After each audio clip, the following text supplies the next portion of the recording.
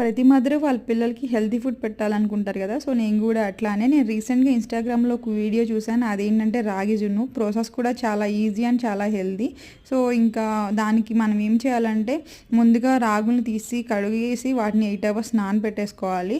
ఆ తర్వాత మన ఇంట్లో ఫ్రెష్గా కొబ్బరి తీసుకొని తురిమేసి రాగుల్ని ఆ కొబ్బరిని మిక్సీ పట్టేసి ఆ పాలను తీసుకొని ఆ పాలలో మనకు తగినంత బెల్లం యాడ్ చేసేసి స్టవ్ మీద లో ఫ్లేమ్లో ఒక 20 మినిట్స్ కనుక బాయిల్ చేస్తే అది తిగ్గా వస్తుంది. ఆ తిగ్గా వచ్చిన దాంట్లో మనకు కావాల్సినంత నెయ్యి అండ్ డ్రై ఫ్రూట్స్ యాడ్ చేసుకొని దాన్ని తీసి ఒక బౌల్లో కానీ ఒక ప్లేట్లో కానీ పెట్టేసి ఒక 1 అవర్ అట్లా ఉంచేస్తే అది చల్లబడేసి తిగ్గా కేక్గా ఇలా జల్లీగా అవుతుంది.